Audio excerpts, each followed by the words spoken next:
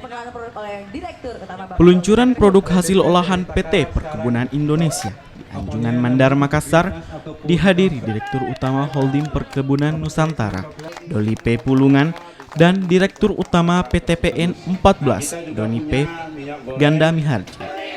PTPN menghadirkan produk Walini berupa kopi dan gula dari Kabupaten Takalar, serta minyak goreng dan teh dari perkebunan PTPN Surabaya.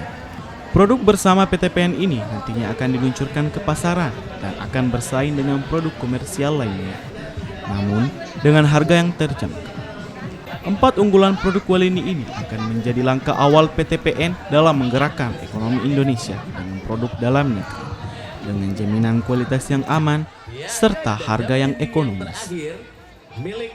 Rekan-rekan sekalian, kita acara pada pagi hari ini adalah dalam rangka launching produk brand dari PTPN 3 Group berupa produk dengan merek Walini, di mana Walini ini adalah produk berupa minyak goreng, gula pasir, kopi teh dari hasil kebun milik sendiri.